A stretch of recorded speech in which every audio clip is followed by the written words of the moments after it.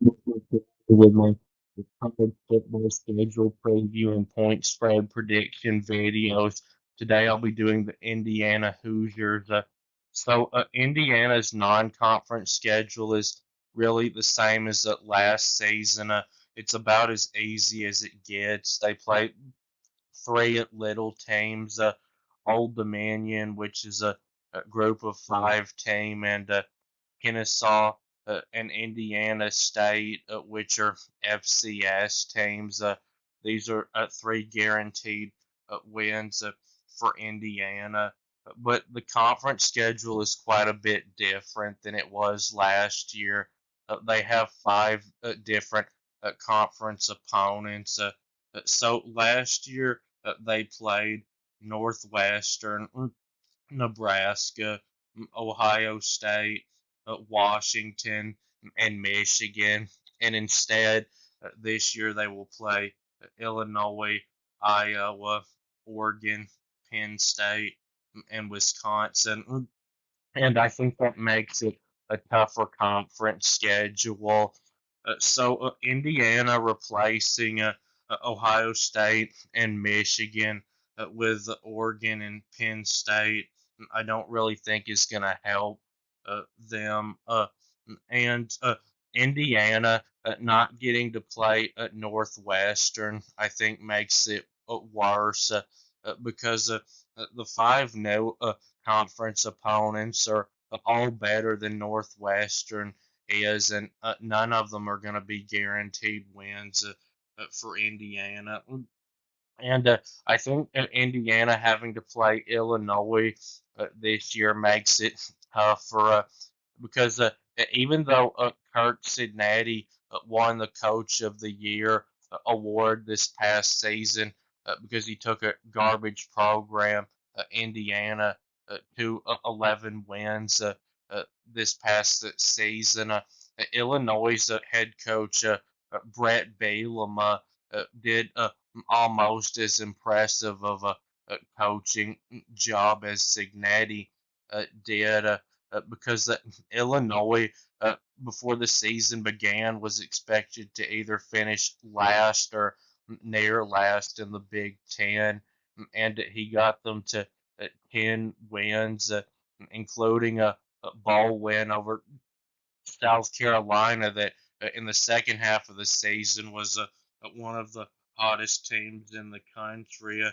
I think he's a good coach too, and you really know what to expect going against Brett Bielema.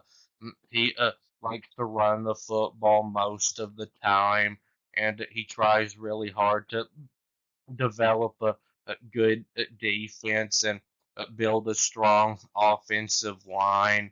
And it hasn't always worked out for him, but last year it did. And Illinois ranks third in the country in returning production at 76%. And that includes Luke Altmaier, who had a solid season at quarterback last year. So this is going to be a very tough game for Indiana, a very losable game.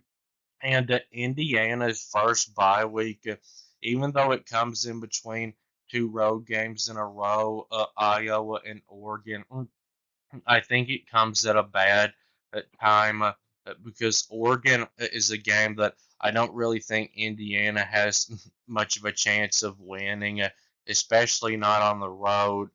Oregon is a top 10 toughest place to play in the country, and I think Oregon is too physical of a football team for Indiana to be able to beat. And Penn State, I don't really think is a very winnable game for Indiana either, because even though Indiana last year was similar to how Penn State always is, in that they beat everybody but the elite teams they played. Penn State, I think, is too good at the line of scrimmage for Indiana to be able to handle. And Indiana's second bye week, I think, comes at a bad time too. because it comes before Purdue, and that is what I would say the one guaranteed conference win for Indiana, and uh, Indiana I think is a better team than all of Iowa, Michigan State, UCLA, Maryland, and Wisconsin, and they should win all of those. But I wouldn't be surprised if Indiana were to lose one of those. This is obviously not the easiest schedule in the country, but I don't really think it's a very tough schedule. I would say Indiana's ceiling is 10-2. And I don't think that Indiana has a very low floor like they usually do, because I believe in Curt Cignetti, and I think he's actually turned their program around. Uh, so I wouldn't be surprised, though, if Indiana were to drop to 8-4. So now for the point spread prediction, games in the grain or games where I think Indiana will be favored to win by a blowout, 20 or more points, and there's four of those: Old Dominion, Kennesaw State, Indiana State, and Purdue. Games in the blue are games where I think Indiana will be favored to win by double digits, 10 to 19 points, and there's four of those. Michigan State, UCLA, Maryland, and Wisconsin. Games in the pink are games where I think Indiana will be favored to win by about a field goal at 1 to 5 points, and there's two of those. Illinois and Iowa. Games in the yellow are games where I think Indiana will be about a touchdown underdog, 6 to 9 points, and there's two of those. Oregon and Penn State. So, Old Dominion, Indiana should be favored in that one by about 30 points. And Kennesaw and Indiana State. Indiana should be favored in both of those by around 50 points.